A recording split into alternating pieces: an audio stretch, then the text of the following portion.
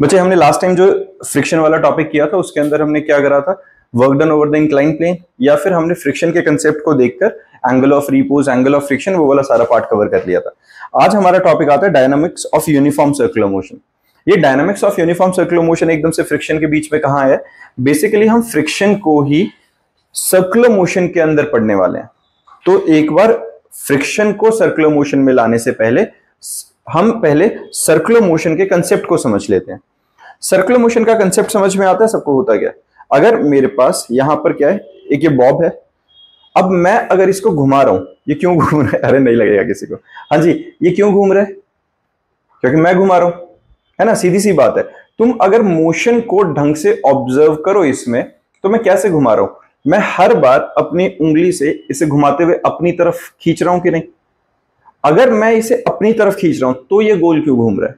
और अगर मैं इसे छोड़ देता हूं घुमाते घुमाते, तब पक्का किसी ना किसी के लग जाएगा, क्योंकि उस वक्त मेरी उंगली इसको सेंटर की तरफ अट्रैक्ट नहीं कर पा रही है। तो यहां पर एक फोर्स है जो मैं अपने हाथ से इस पर लगा रहा हूं और वो हर बार टुवर्ड्स द सेंटर काम कर रही है, और वही फोर्स है जिसकी वजह से ये ऑब्जेक्ट गोल घूम रहा है।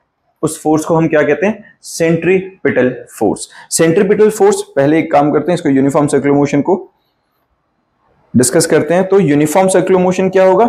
An object travelling with uniform speed along a circular path.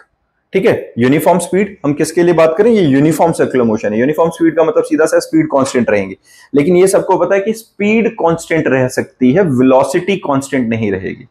ये पता है ना, क्योंकि अगर मैं इस ऑब्जेक्ट को गोल घुमा रहा हूं तो हर पॉइंट पे इसकी डायरेक्शन कहां आएगी? टेंजेंशियल डायरेक्शन में, है ना। अगर मैं अपनी उंगली से डायरेक्शन बता रहा हूं तो दिख रहा है हर पॉइंट पे इसकी डायरेक्शन चेंज हो रही है। तो ये जो डायरेक्शन चेंज हो रही है, ये किस तरीके से हम कहते हैं कि सेंट्रीपिटल फोर्स के केस में, या पहले यूनिफॉर्म सर्कुलर मोशन के केस में, सिंपल सर्कुलर मोशन कभी भी अगर होगा, चाहे वो यूनिफॉर्म है नॉन यूनिफॉर्म है, हर पॉइंट पे जो डायरेक्शन ऑफ वेलोसिटी रहेगी वो किधर को रहेगी बच्चा? टेंजेंशियल डायरेक्शन के अंदर, है ना, ऐसे रहेगी।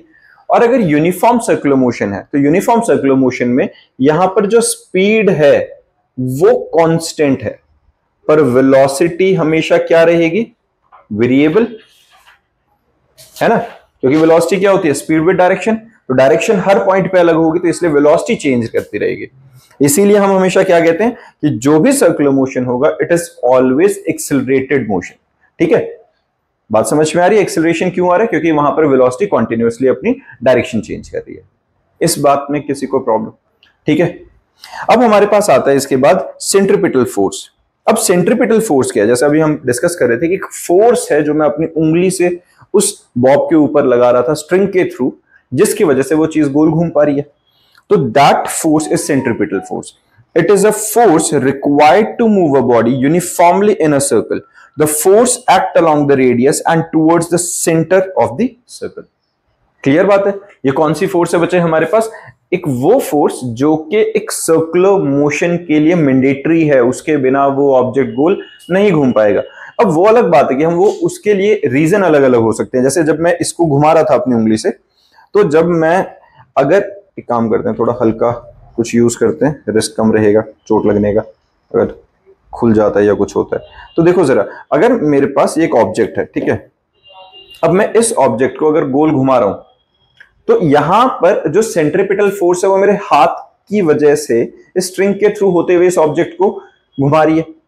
अब यहां पर अगर मैं प्लैनेट का एग्जांपल लूं तो वहां पे स्ट्रिंग नहीं है, तो वहां पे फोर्स कौन लगा रहा है? सन। वहां ग्रेविटेशनल फोर्स आ जाती है। अगर मैं एटम का एग्जांपल लूं, एटम के अंदर प्रोटॉन्स हैं जो बीच में न्यूक्लियस के अंदर है, उसके अराउंड इलेक्ट्रॉन घूम रहा है। अब वहां स्ट्रिंग नहीं है, फिर भी वो गोल घूम रहा है कि नहीं इलेक्ट्रॉन्स के आसपास कहीं भी ऑर्बिटल में? क्यों घूम रहा है? क्योंकि वहां इलेक्ट्रोस्टैटिक फोर्स है। Electrostatic attractive force, the force between the two charges, है ना। अनलाइक चार्जेस है, एक पॉजिटिव है एक नेगेटिव, उनके बीच में जो अट्रैक्टिव फोर्स है उसकी वजह से वो गोल घूम रहा है। तो कोई भी रीजन है, चाहे वहां पे स्ट्रिंग कनेक्टेड थी, चाहे वहां पे इलेक्ट्रोस्टैटिक फोर्स थी, चाहे ग्रेविटेशनल फोर्स थी, लेकिन एक फोर्स है which is the reason behind that centripetal force. ये बात समझ में आ रही है? तो अगर कोई ऑब्जेक्ट सर्कुलर मोशन में होगा तो वहां पे उस सर्कुलर मोशन में घुमाने के लिए हमेशा एक फोर्स होगी जो कि सेंट्रीपिटल फोर्स होगी, उसका ओरिजिन जो मर्जी हो। बात समझ में आ गई है?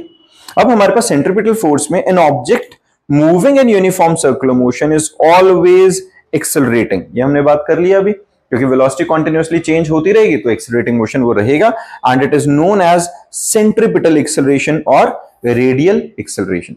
ये बात ध्यान रहेगी बच्चा सबको, सेंट्रीपिटल एक्सेलरेशन या रेडियल एक्सेलरेशन हम किसको कह रहे हैं? सेम बात है, जिस एक्सेलरेशन के साथ वो ऑब्जेक्ट सर्कुलर मोशन में घूम रहा है। क्लियर बात है ये? अब एक्सेलरेशन का फॉर्मूला क्या होता है? a is equal to V square by R. ये पता है सेंट्रीपिटल एक्सेलरेशन हमने लास्ट चैप्टर के अंदर मोशन प्लेन के अंदर भी और सर्कुलर मोशन का जहां इंट्रोडक्शन हुआ था वहां पर हमने डिराइव किया था कि centripetal acceleration is given by V square by R. V is the velocity and R is the radius. Done है बच्चा? जिसको नहीं पता है वो लिख लो साथ में ये, और इसको हम और क्या लिख सकते हैं? R omega square, where omega is angular velocity.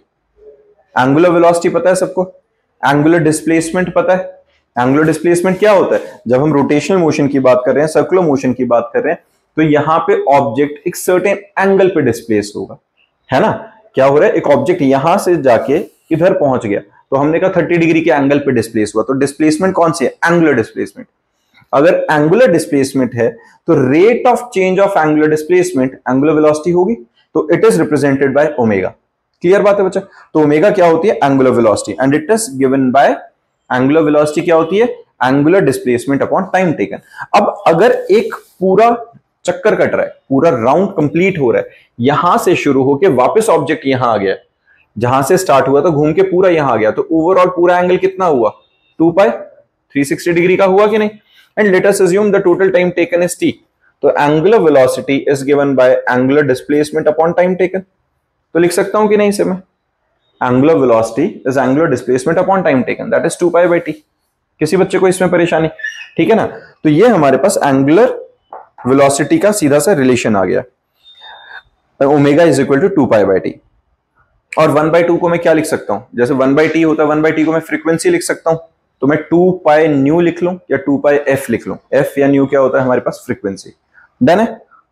इसमें किसी को परेशानी? यहां पे मैंने n से रिप्रेजेंट किया हुआ है जो एंगुलर फ्रीक्वेंसी है, 1/t को n से रिप्रेजेंट कर दिया, तो न्यू लिख लो, n लिख लो, f लिख लो, वो तुम्हारा पार्ट है, उसको बता देना कि किस चीज को किससे रिप्रेजेंट कर रहे हो। तो n से रिप्रेजेंट किया तो हमारे पास इसको मैं क्या लिख सकता हूं? Angular velocity is equal to 2 pi n। लिख सकता हूं कि नहीं है? ठीक है बच्चा। फिर हमारे पास आता है एक्सेलरेशन। क्या होता है acceleration? R omega square, R omega की वैल्यू 2 पाई बाई टी का होल स्क्वायर या 2 पाई एन का होल स्क्वायर। बन गया कि नहीं? किसी को इसमें परेशानी? अब फोर्स क्या होता है बच्चे? Mass into acceleration.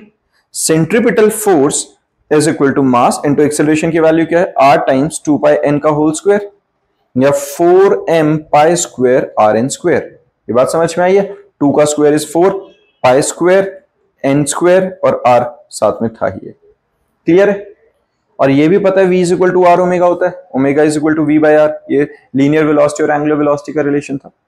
तो फोर्स हमारे पास क्या आ गया?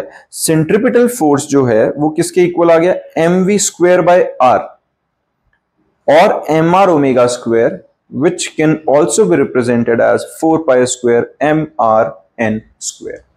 ये बात समझ में आ गई है? सेंट्रीपिटल फोर्स के फॉर्मूलाज कौन से हैं? एक तो M V square by R, एक मैं v को आर ओमेगा लिखूंगा तो एम आर ओमेगा स्क्वायर, और एक जो हमने अभी डिराइव किया है 4 pi square M R N square. किसी को इसमें परेशानी बच्चा? क्लियर है? तो ये हमारे पास सेंट्रीपिटल फोर्स आ गई। इसके बाद आता है बच्चा सेंट्रीफ्यूगल फोर्स। अब सेंट्रीफ्यूगल क्या होती है? देखो सेंट्रीफ्यूगल क्या रहेगी, अगर मैं बात कर रहा हूं कि मैं इस ऑब्जेक्ट को गोल घुमा रहा हूं, तो मैं इस गोल घूमने वाली फोर्स का नाम मैंने क्या रखा? सेंट्रीपिटल। एक ऐसी फोर्स जिसकी वजह से ये ऑब्जेक्ट गोल घूम रहा है। और अगर मैं इसे घूमते घुमाते घुमाते छोड़ दूं तो क्या होगा? ये हर बार स्ट्रेट जा रहा है, मैं जहां भी छोड़ूंगा तो ये हर बार क्या होगा? जहां छोड़ूंगा वहां स्ट्रेट जा रहा है ना? तो स्ट्रेट क्यों जा रहा है?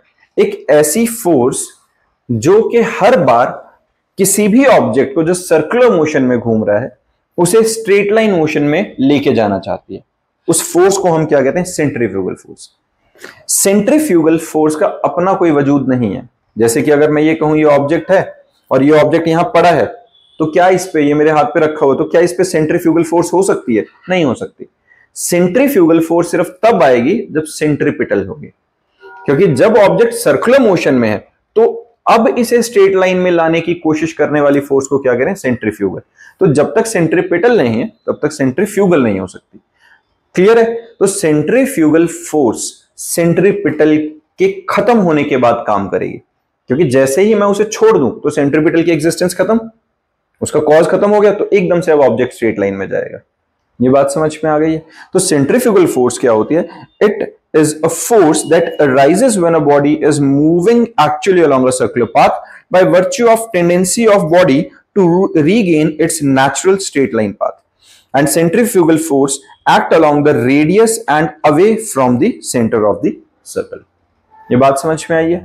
सेंट्रीपिटल फोर्स कहां काम कर रही थी? सेंट्रीपिटल फोर्स हमेशा काम करती है टुवर्ड्स द सेंटर। ये याद रखना, सेंट्रीपिटल फोर्स हमेशा कहां काम करते बच्चा? टुवर्ड्स द सेंटर, है ना। मैं जब ऑब्जेक्ट को घुमा रहा था तो मैं हर बार अपनी उंगली की तरफ फोर्स लगा रहा था, बट सेंट्रीफ्यूगल कहां काम करती है? Always away from the centre, outward direction में। क्लियर है ये? अब आती है बात कि हमारा जो फ्रिक्शन वाला टॉपिक था उसके बीच में ये कहां से आ गई। एक बात बताओ, लेट अस अस्यूम तुम गाड़ी चला रहे हो, ठीक है। अब गाड़ी चला रहे हो और उस रोड के ऊपर किसी तरह का फ्रिक्शन नहीं है, मान लो स्नो है, फ्रिक्शन भी है तो बहुत कम है, कोएफिशिएंट ऑफ फ्रिक्शन की वैल्यू बहुत कम। अब तुम टर्न देना चाहते हो तो क्या गाड़ी मुड़ जाएगी? लेकिन अगर फ्रिक्शन है तो गाड़ी को अगले टायर मोड़ो, गाड़ी मुड़ जाएगी। तो यानी कि अगर तुम किसी गाड़ी को टर्न दे रहे हो, अब टर्न देने का मतलब क्या हुआ? सर्कुलर मोशन में लगा लेते हैं कि ऑब्जेक्ट जो गाड़ी हमारी जा रही है वो सीधे से ऐसे मुड़ गई, है ना। अब वो अगर मुड़ी है तो मुड़ी क्यों है? क्योंकि टायर और रोड के बीच में फ्रिक्शन था, and that friction force, that frictional force is the basic reason behind that circular motion, जिसकी वजह से गाड़ी मुड़ी। अगर फ्रिक्शन नहीं होगा तो हम गाड़ी को टर्न ही नहीं दे पाएंगे। ये बात समझ में आई है? तुमने अगर कभी ड्रिफ्ट करने वाले लोगों को देखा होगा जो फालतू में फुकरियां मार रहे होते हैं, ज्यादातर कहां ढूंढ रहे होते हैं? दो तरीके से होता है। काफी जो मतलब अगर वीडियो शूट करते हैं या प्रोफेशनल लेवल पे करते हैं तो मेनली बास्केटबॉल कोर्ट्स होते हैं उनके अंदर, या फिर कहीं ऐसी जगह पे जहां पर इवन पाउडर तक डाला होता है काफी जगह पे, ताकि फ्रिक्शन मिनिमाइज कर दिया जाए, जिससे कि अगर जो तुम तेज चला के ब्रेक लगाओ वो गाड़ी ड्रिफ्ट करती हो जाएगी। क्योंकि अगर ब्रेक लगा रहे हो मतलब तुम टर्न भी दे रहे हो साथ में, तो उस वक्त क्या होगी? वो ड्रिफ्ट करेगी, सेंट्रीपिटल फोर्स का कॉज नहीं है प्रॉपर वहां पे, तो गाड़ी घूम जाएगी क्योंकि वो टायर वहां स्किड कर रहे हैं, लेकिन वो पूरी टर्न नहीं पर कर पाएगी, सर्कुलर मोशन में तो नहीं आएगी एटलीस्ट वो। ये बात समझ में आ रही है? और इवन अगर तुम वैसे भी देखो कि जिस टाइम पे पानी है, बारिश आ रखी है आज, ये जैसे लगा लोगे कि सड़कों पे पानी ज्यादा है, तो ज्यादातर लोग इंस्टेंट अगर जो ब्रेक मारते हैं तो स्किड कर जाते हैं, क्यों? फ्रिक्शन नहीं है। टर्न्स पे ज्यादातर दिक्कत आती है कि मोड़ पे अगर बहुत हाई स्पीड में बंदा कोई मोड़ने की कोशिश करता है तो वहां पर स्किड कर जाती है। अब यहां पर ये तो समझ में आ रहा है कि जो फ्रिक्शनल फोर्स है that is the main reason behind the circular motion, और जहां फ्रिक्शन कम हो जाएगा वहां पर हमें उस तरीके का सर्कुलर मोशन मिल भी नहीं पाएगा। अब इसको हम रिलेट करते हैं कि एक्चुअल में होता क्या है। साथ के साथ में बच्चे डायग्राम भी ड्रॉ करेंगे और साथ में जो डेरिवेशन चल रही है उसको लिखते चलेंगे। हमारे पास जो टॉपिक आता है rounding of a level curved road, rounding of a level curved road. एक रोड है जहां जो कि कर्व्ड है, एग्जैक्टली लगा लो एक राउंड अबाउट है, ठीक है। हम जिस एरिया में रहते हैं, तुमने एक नोटिस करा है चंडीगढ़ के अंदर या पंचकुला के अंदर जो राउंड अबाउट्स हैं उनका साइज काफी बड़े से हैं। इतने बड़े राउंड अबाउट बनाने की क्या जरूरत है? उनको छोटा भी बना ही सकते थे, है ना। एक हो सकता है कि ट्रैफिक कंजेशन थोड़ा कम होने के लिए, लेकिन फिर भी इतना बड़े साइज का क्या लॉजिक है? देखा है हमने कि काफी बड़े बड़े साइज के हैं जो अपने मेन रोड हैं उसके ऊपर जो राउंड अबाउट्स हैं, तो उससे फायदा क्या हो रहा है? दूसरा एक और चीज बताता हूं, उसके बारे में भी डिस्कस करेंगे क्यों इतने बड़े राउंड अबाउट्स हैं। दूसरा एक और चीज नोटिस करना, अगर कोई चंडीगढ़ में 17 सेक्टर के आसपास वाले राउंड अबाउट पे गया हो जो बस स्टैंड के पास में, वहां तुम देखोगे तो जो राउंड अबाउट के आसपास के रोड है ना उसके ऊपर स्पेशली पैचेस डाले गए हैं, मतलब वो नहीं पॉट होल्स नहीं, वो खड्डे नहीं खोदे हैं, बट पैचेस हैं वहां छोटे छोटे से, थोड़े थोड़े से। उससे पैचेस से क्या हो? फ्रिक्शन बढ़ा दिया। अब उससे क्या हो रहा है? जितना ज्यादा फ्रिक्शन होगा उतना ज्यादा स्मूथली टर्न लिया जाएगा, क्योंकि फ्रिक्शन ही सेंट्रीपिटल फोर्स में हेल्प करेगा, ठीक है। और बड़े रेडियस का क्या लॉजिक है, वो राउंड अबाउट है उसका साइज इतना बड़ा रखने का क्या लॉजिक है, उसको डिस्कस करते हैं। पहले एक काम करते हैं, डायग्राम बना लेते हैं। देखो बच्चे, हमारे पास मान लेते हैं लेवल कर्व्ड रोड है, सीधा सीधा रोड है और बस वो टर्न कर रहा है ऐसे सीधा, लेवल का मतलब हुआ वैसे हॉरिजॉन्टली स्ट्रेट है, बस वो टर्न कर रहे हैं वहां पे।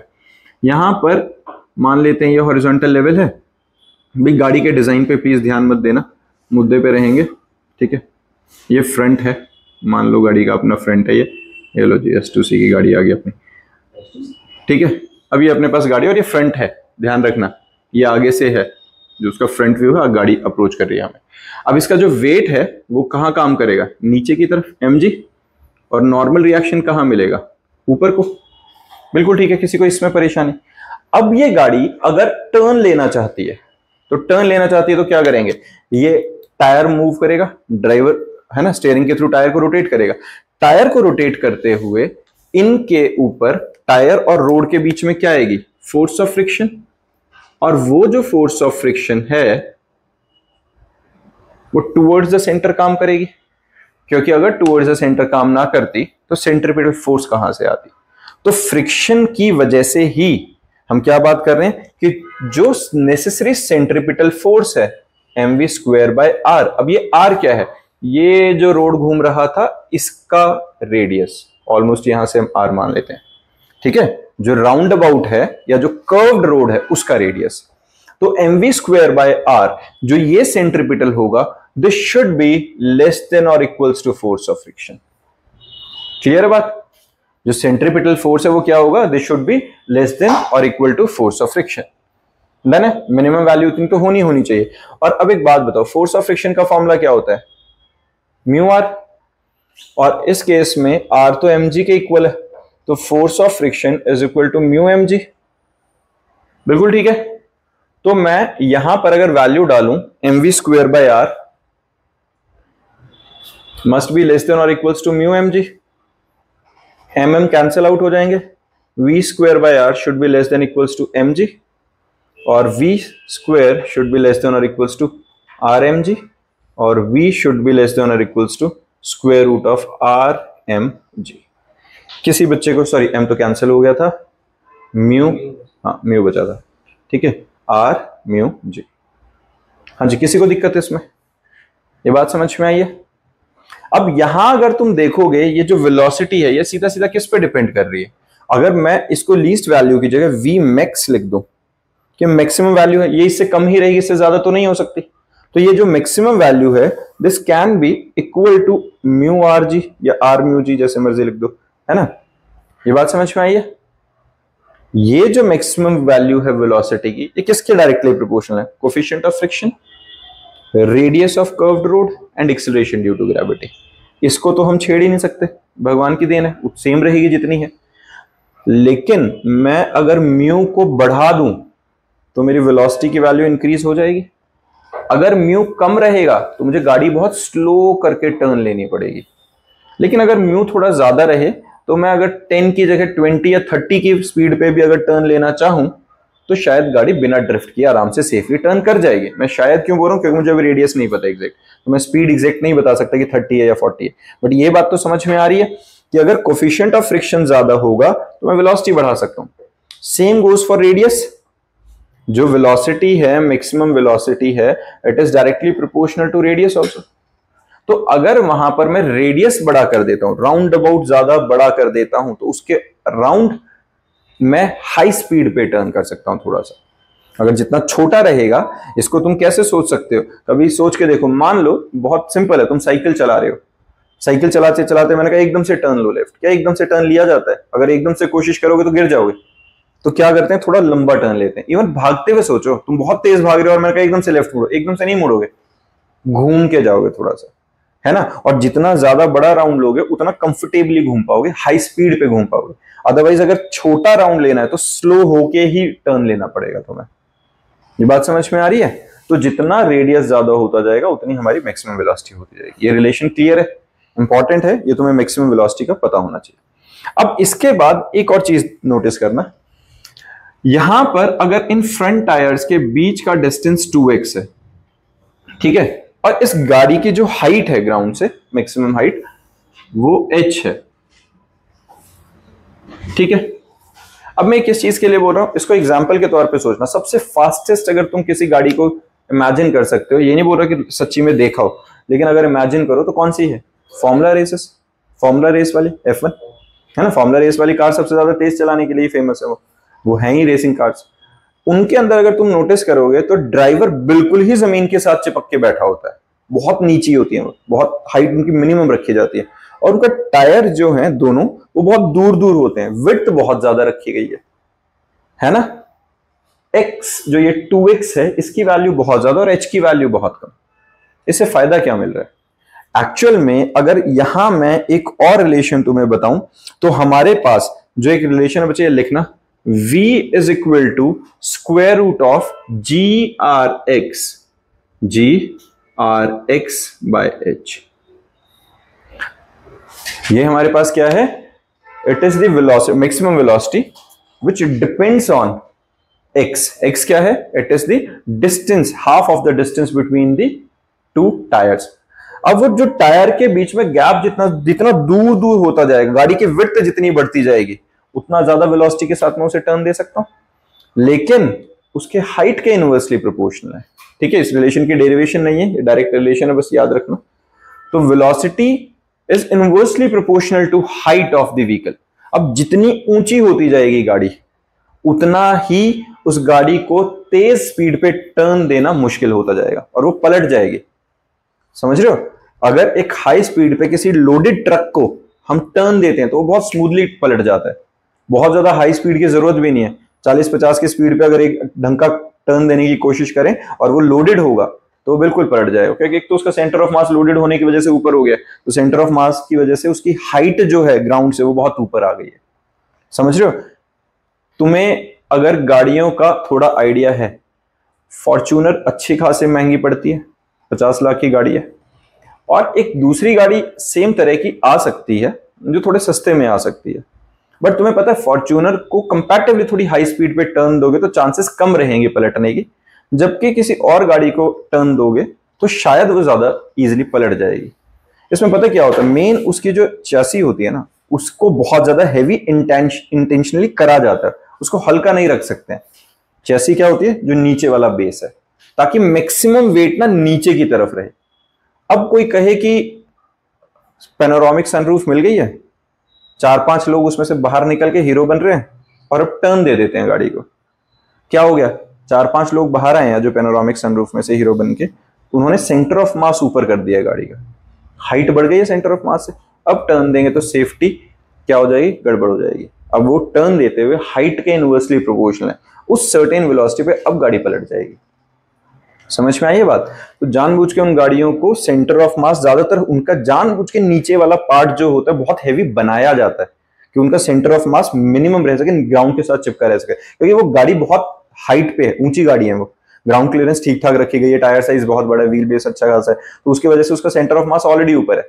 तो उस सेंटर ऑफ मास को अगर व्हील वो मतलब जो चेसी अगर हल्की कर दी जाए तो पैसेंजर्स के बैठने के बाद सेंटर ऑफ मास जितना ऊपर रहेगा उतना वो रिस्की हो जाएगी टर्न देते हुए। ये बात समझ में आई है? तो ये फॉर्मूला याद रहेगा, ये क्लियर है? रोटेशनल मोशन के साथ रिलेट कर पा रहे हो इन चीजों को? ठीक है। इसके बाद आता है बच्चा बैंकिंग ऑफ रोड्स।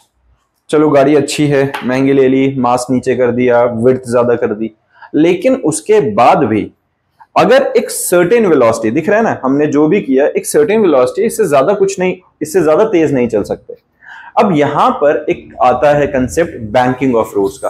किसी ने रेसिंग ट्रैक्स देखे हैं? मूवी में देखे हो, चाहे रियल में नहीं, रेसिंग ट्रैक्स को देखा, जहां पे गाड़ियां, अगर जो रेसिंग ट्रैक्स के ऊपर ध्यान दोगे तो वो क्या होता है, वो एक साइड से रोड होता है, हल्का सा उठा होता है आउटर एज पे से।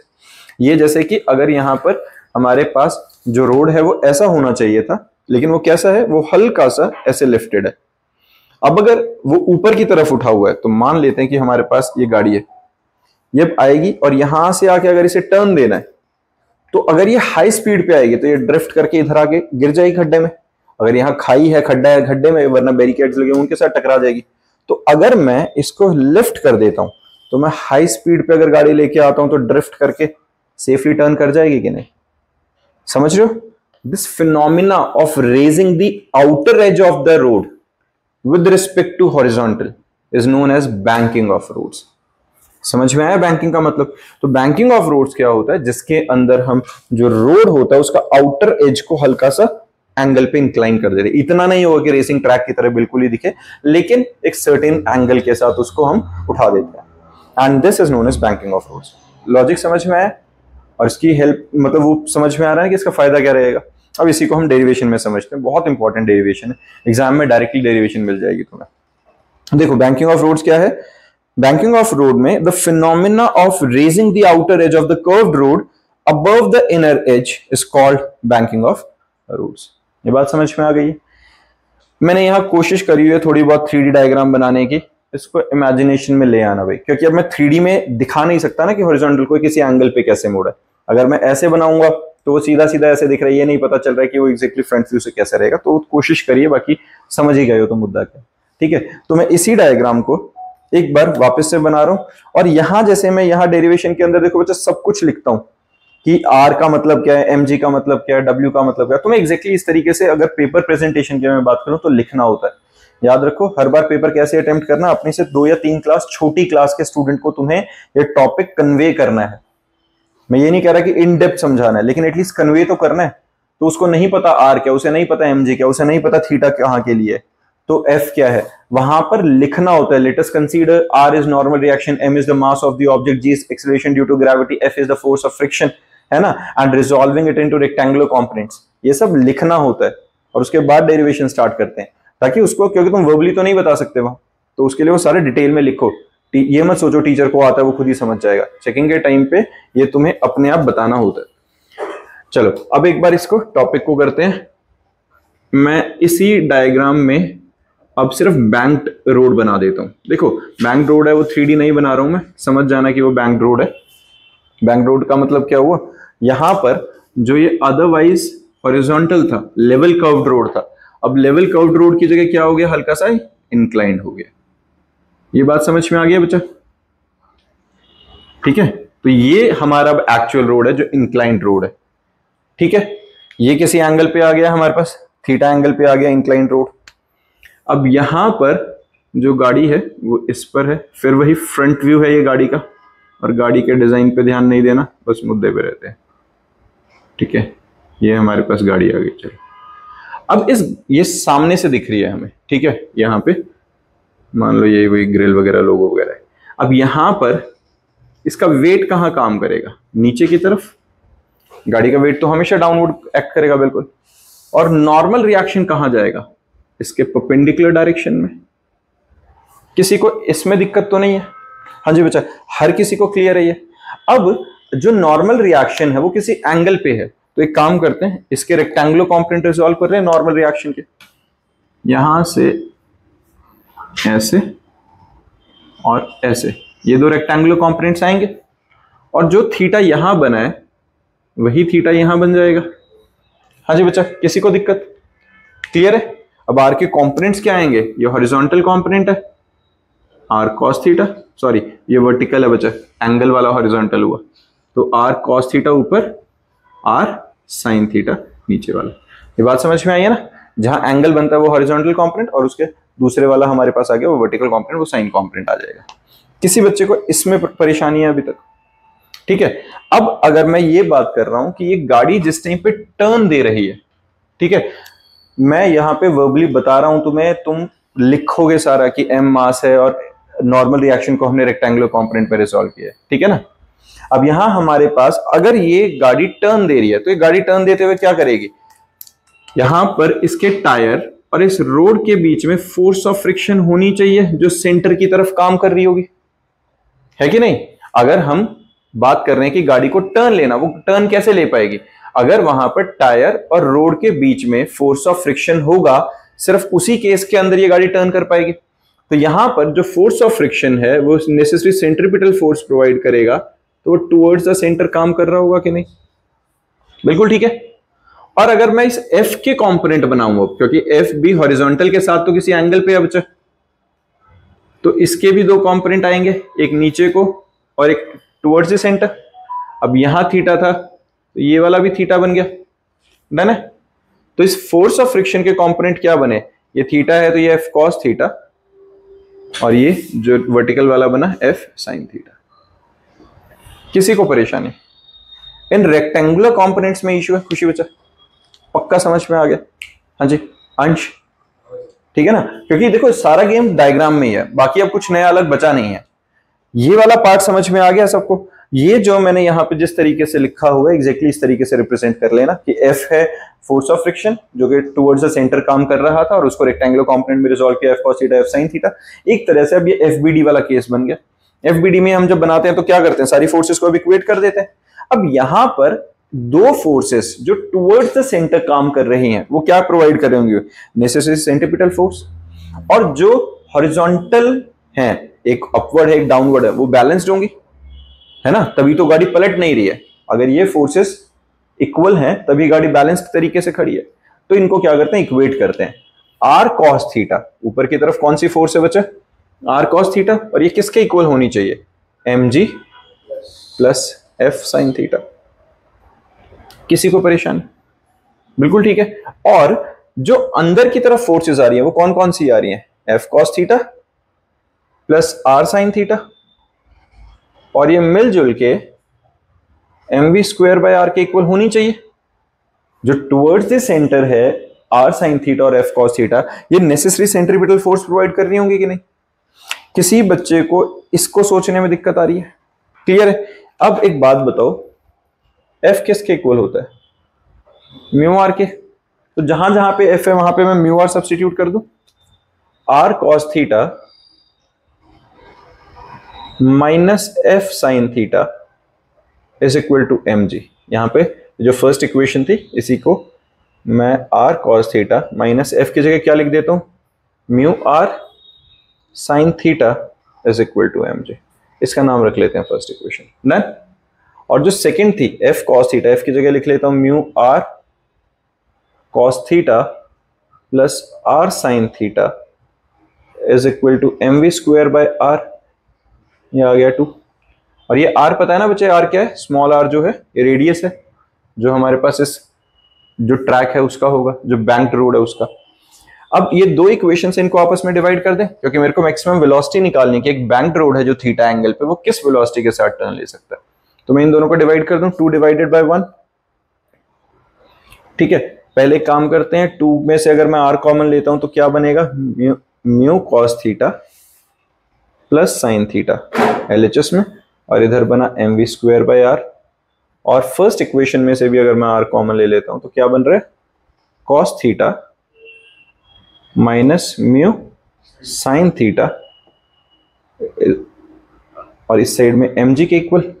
हाँ जी, दोनों को डिवाइड किया तो ये बना, r से r कैंसिल हो गया, m से m कैंसिल हो गया, कोई दिक्कत। v स्क्वायर की वैल्यू निकालनी है तो ये r और g को क्रॉस मल्टीप्लाई कर दें इधर, है ना। ये क्या बनेगा मेरे पास, v square by R G, R G को क्रॉस मल्टीप्लाई करते हैं, r times g mu cos theta plus sin theta divided by cos theta minus mu sin theta is equal to v square. Square हटाना है तो whole पे root लगा दो, ये हमारे पास मैक्सिमम वेलोसिटी की वैल्यू आ जाती है। इसको और थोड़ा सा सिंप्लीफाई करना है तो एक काम करते हैं, ऊपर और नीचे दोनों में cos कॉमन ले लेते हैं। दोनों में अगर मैं cos कॉमन ले लूंगा तो क्या बनेगा, अंडर रूट के अंदर ही रख लेते हैं इसे, आर जी। अगर मैंने ऊपर और नीचे cos कॉमन लिया तो mu cos by cos 1 plus sine by cos क्या बना बचा, tan theta. Same goes for denominator, cos by cos 1 minus mu tan theta. किसी को परेशानी? बहुत इंपॉर्टेंट डेरिवेशन, लेकिन टफ नहीं है अगर तुम्हें डायग्राम समझ में आ जाए। डायग्राम में अगर तुम्हें ये पता चल जाता कि फोर्सेस को इक्वेट किससे करना है तो डायरेक्ट डिवाइड करते ही v स्क्वायर की वैल्यू से हम v की वैल्यू निकाल सकते हैं। किसी बच्चे को दिक्कत बचा इसमें? ठीक है, तो ये हमारे पास final result v is equal to R G tan theta plus mu over 1 minus mu tan theta whole under the root, ये हमारे को मिल जाता है। किसी बच्चे को इसमें परेशानी? अब इसके बाद हमारे पास अगर बैंक्ड रोड प्योरली स्मूथ है, प्योरली स्मूथ है तो हम म्यू की वैल्यू 0 सब्स्टिट्यूट कर सकते हैं, है ना। मान लेते हैं कि वो प्योरली स्मूथ है तो म्यू की वैल्यू अगर तुम 0 डाल देते हो यहाँ पे, if banked road is purely smooth, mu की वैल्यू हमने 0 सब्स्टिट्यूट कर दी तो वी नॉट की वैल्यू, मतलब वी को मैं वी नॉट से रिप्रेजेंट कर रहा हूं उस केस में, तो क्या आ गया, R G tan theta raise to the power 1/2 या tan theta is equal to V naught का square by R G. Done है। अब देखो अगर h हाइट था, b हमारे पास हमने बेस यहाँ पे मतलब वो जो बेसिकली हमारी रोड की जो विड्थ है वो हमने माना हुआ, तो tan थीटा को मैं h by B square minus H square से रिप्रेजेंट कर सकता हूँ, which is equal to V naught का square by R G, and h is extremely less than b। Obvious सी बात है, मैं बहुत ज्यादा एंगल पे इंक्लाइन नहीं करूंगा रोड को, है ना, एंगल ऑफ इंक्लाइनेशन बहुत जो जिस एंगल ऑफ बैंकिंग बेसिकली बहुत थोड़ा सा होगा, ठीक है, तो वो जो हाइट मिलेगी हमें उस रोड की विड्थ के कंपैरेटिवली वो बहुत कम रहेगी, वो ऑलमोस्ट नेग्लिजिबल है। तो हम h is extremely less than b, तो b square minus H square is approximately equals to b square only, तो ये वैल्यू यहां से डालेंगे तो tan theta is equal to h by b which is equal to v not का square by r जी। एक special case के हिसाब से हमने ड्राइव कर दिया, डन है बच्चा। ये बैंकिंग ऑफ रोड्स आ जाता है। अब इसके बाद आता है हमारे पास बेंडिंग ऑफ साइक्लिस्ट। अब ये बेंडिंग ऑफ साइक्लिस्ट का क्या कंसेप्ट है, देखो तुमने मोटो जीपी देखा है, बाइकर्स को देखा है रेसिंग बाइक जब रेस कर रहे होते हैं, या फिर छपरियों को, और छपरियों को भी देखा हो जबरदस्ती घूम कर रहे होते हैं, उनका कंसेप्ट अलग है, वो तो जबरदस्ती यहीं खड़े खड़े ऐसे कर रहे होते हैं। लेकिन जो जेन्युइन मोटर बाइकर्स को अगर जो देखा हो, जब वो टर्न दे रहे होते हैं तो वो क्या करते हैं, बिल्कुल बाइक को बेंड कर लेते हैं, है ना। अब वो बाइक को बेंड क्यों कर रहे थे, वो स्टाइल मारने के लिए नहीं कर रहे हैं, क्योंकि मोटो जीपी वाले में अगर तुम देखोगे तो वहां रोड बैंक्ड नहीं है, पहली बात तो फ्लैट रोड है, टर्न है वहां पे, बस कर्व है। और तुम खुद भी कभी अगर जो ऑब्जर्व करोगे, वन साइकिल चलाते हुए या नॉर्मल टू व्हीलर चला रहे हो, तुम अपना स्कूटर है, एक्टिवा है, बाइक है, और बहुत मैं ये नहीं कह रहा 200 की स्पीड पे चलो, 40 50 60 की स्पीड पे भी अगर ऑब्जर्व करोगे, अगर तुम टर्न देते हो, 50 की स्पीड भी बहुत हो जाती है एक टर्न देने के लिए, शार्प टर्निंग नॉर्मल भी, तो हल्का सा तो टर्न होती है व्हीकल। अगर वो टर्न नहीं दो, तुम कोशिश करोगे नहीं सीधा ही होके चलाऊंगा और मैं बिना टेढ़ा हुए थोड़ा 40-50 की स्पीड पे टर्न दूं, तो तुम्हें उठा के लाना पड़ेगा, गिर जाओगे, टर्न नहीं दे पाओगे। तो वो बेसिकली वो जो बेंडिंग ऑफ साइक्लिस्ट का कंसेप्ट है, उसमें साइक्लिस्ट अपने आप को बैलेंस करने के लिए वो हल्का सा बेंड देता होता है, और वो नेचुरली हम भी जब टर्न करते हैं तो वो हो जाता है, वरना बैलेंस बनेगा ही नहीं। बात समझ में आ रही है? This phenomena is known as bending of cyclist. अब बेंडिंग ऑफ साइक्लिस्ट को एक बार डिराइव कर लेते हैं। देखो अपने पास मान लेते हैं एक ट्रैक है और इस पर साइक्लिस्ट है या मोटरसाइक्लिस्ट है जो अपना मूव कर रहा है, ठीक है। अब अभी हम इसे कहां से ऑब्जर्व करें, फ्रंट से। तो फ्रंट से एक ये हॉरिजॉन्टल, ये बेसिकली एक वर्टिकल रेफरेंस लाइन मैंने बनाई है।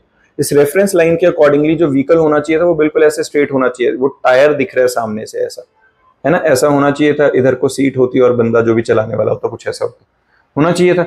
लेकिन ये क्या करता है, ये यहां से किसी एंगल पे खुद को बेंड कर लेता है, तभी वो टर्न दे पाएगा। तो वो यहां से, ये एंगल समझ में आ रहा है ना कि हॉरिजॉन्टल के साथ नहीं है, वर्टिकल के साथ होगा।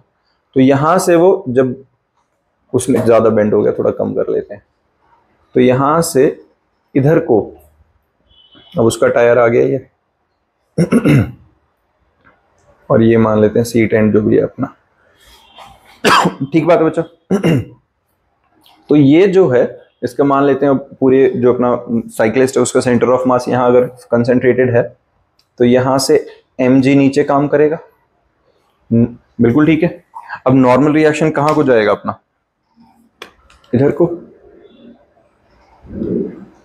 हाँ जी, किसी बच्चे को इसमें परेशानी है, नॉर्मल रिएक्शन इधर को आया। अगर एंगल यहां थीटा है तो सेम थीटा यहां आया, है ना।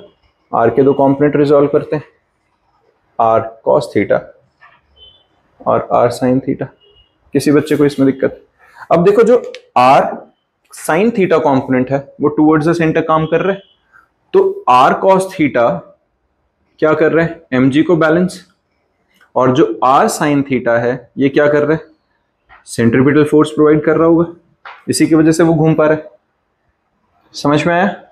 दोनों को डिवाइड कर देते हैं, mv square by r by mg is equal to r sine theta by r cos theta.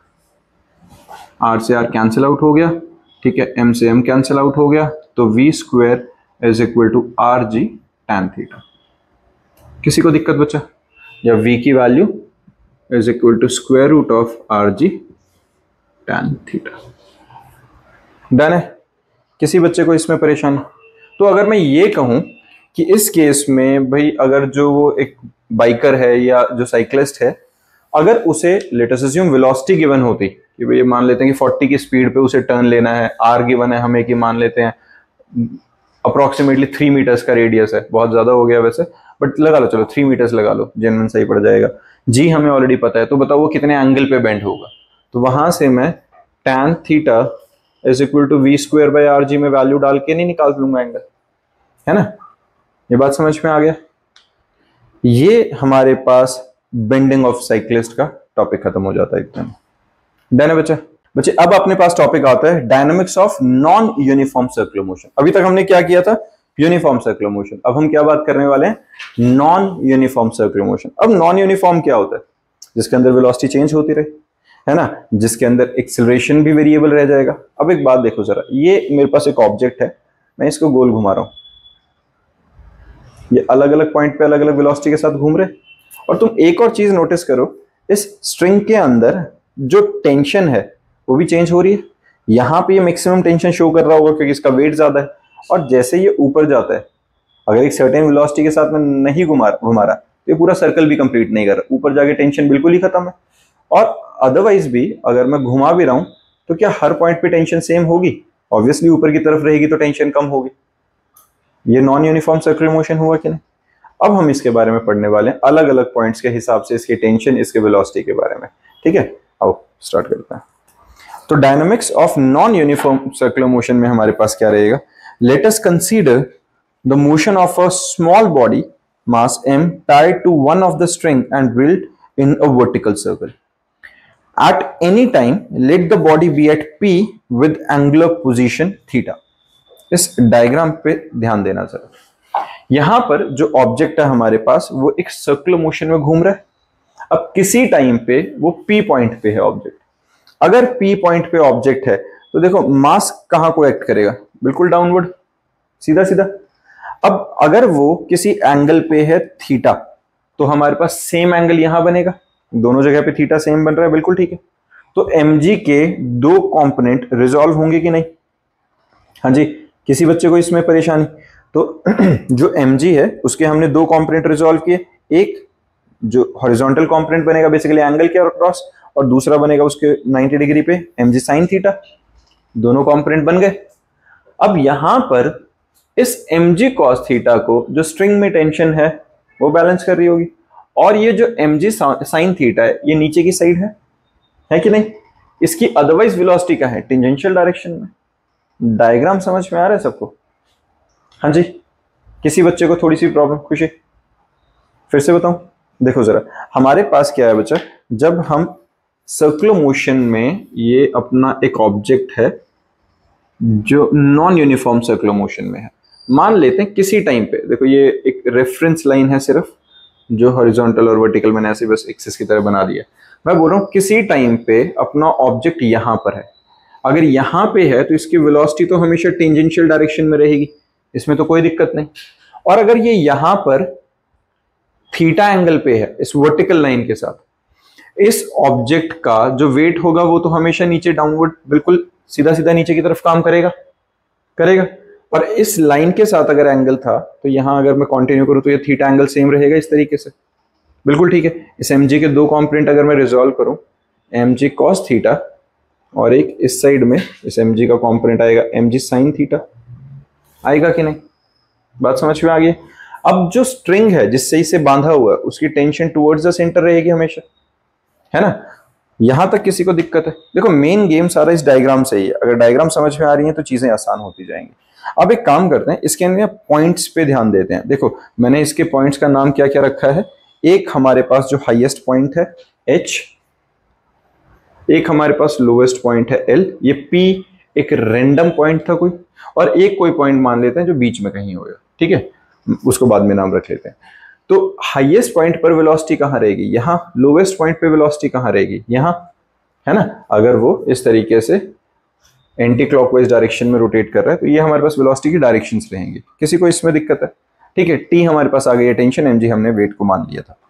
अब अगर मैं टी की बात कर रहा हूं, देखो the forces acting on the body are weight acting vertically downward and tension T in the string acting along PO। PO क्या है हमारे पास, जो टुवर्ड्स द सेंटर एक लाइन जा रही है ना, यहां से जो सीधा अंदर की साइड जा रही है वो हमारे पास ये पॉइंट है। तो टुवर्ड्स द सेंटर जो ये लाइन जा रही है, ये टेंशन की डायरेक्शन आ गई है हमारे पास, ठीक है, रेडियस के अलोंग सेंटर की तरफ। Now mg cos theta is opposite to T and mg sin theta along the tangent to the circle P, है ना। डायरेक्ट डायग्राम से देख सकते हो ये वाले पार्ट कि mg cos theta directly tension के ऑपोजिट है और mg sin थीटा हमारे वेलोसिटी की डायरेक्शन के ऑपोजिट है ना। तो यहां से हम टेंजेंशियल डायरेक्शन में mg sin थीटा को ले सकते हैं। तो net force on the body at P acting along PO is T minus mg cos theta, है ना। नेट फोर्स कहां आ गई, mg cos थीटा जो हमारे पास था वो कहां आ रहा है, इधर को, और T ऊपर को, तो नेट फोर्स क्या आ गई, T minus mg cos theta. तो T minus mg cos theta and this must provide necessary centripetal force, होना चाहिए कि नहीं, क्योंकि अगर एक ऑब्जेक्ट गोल घूम रहा है तो टुवर्ड्स द सेंटर वाली फोर्स डोमिनेटिंग होनी चाहिए। तो T की वैल्यू जितनी ज्यादा होगी, T की वैल्यू जितनी ज्यादा होगी mg cos थीटा से, उसी वैल्यू के इक्वल सेंट्रीपिटल फोर्स आएगी कि नहीं, ये वाली बात समझ में आ रही है, ठीक है। तो यहां से जो T की value tension in the string, इसको मैं लिख सकता हूं mv square by r plus mg cos theta, कोई दिक्कत किसी को, ठीक है। अब एट हाईएस्ट पॉइंट H, जब वो सबसे ऊपर चला गया, अब एक बात बताओ, कोई ऑब्जेक्ट अगर हाईएस्ट पॉइंट पे चला जाता है, हाईएस्ट पॉइंट पर काइनेटिक एनर्जी होगी हाफ mvh स्क्वायर, वेलोसिटी जो vh की वैल्यू वहां पे रहेगी, और vh समझ में आ रहा है ना, वेलोसिटी एट हाईएस्ट पॉइंट, और पोटेंशियल एनर्जी क्या होती है mgh। अब यहां से अगर ऑब्जेक्ट ऊपर गया है तो इसमें हाइट कितनी कवर करी है उसने, 2r, डायमीटर के इक्वल, बात समझ में आ रही है। तो इस पोजीशन के रिस्पेक्ट में ये जो यहां पे उसने पोटेंशियल एनर्जी गेन करी है वो कितनी आ गई, mg इंटू h, h क्या है यहां से यहां तक 2r का, एंगल कितना कवर किया इसने, 180 डिग्री का, किसी को दिक्कत, ठीक है। Law of conservation of energy तो पता है ना, काइनेटिक एनर्जी और पोटेंशियल एनर्जी का सम कांस्टेंट रहता है। तो यहां पर पोटेंशियल मैक्सिमम काइनेटिक मिनिमम, और नीचे आते हुए काइनेटिक मैक्सिमम पोटेंशियल जीरो, क्योंकि लोवेस्ट पॉइंट है बिल्कुल, अगर हम इसको ग्राउंड लेवल लेके चल रहे हैं तो यहां पर पोटेंशियल जीरो आ जाएगी, काइनेटिक एनर्जी मैक्सिमम आ जाएगी। एल और एच पॉइंट के हिसाब से समझ में आ रहा है हम बात क्या कर रहे हैं। तो यहां पर एट एच टेंशन क्या रहेगी, mv स्क्वायर माइनस mg, क्योंकि वहां पर अब कोई कंपोनेंट नहीं है, mg डायरेक्टली नीचे की तरफ लग रहा है कि नहीं। तो हमारे पास जो टेंशन आया है वो टेंशन मिनिमम क्या रहेगी, mv स्क्वायर माइनस mg के इक्वल, किसी को दिक्कत, बात समझ में आ गई है। And tension is always greater than और इक्वल्स टू जीरो, क्योंकि अगर इक्वल्स टू जीरो हो ही जाती है मान लो, तो फिर तो वो नीचे ही गिर जाएगा मोस्ट ऑफ द टाइम।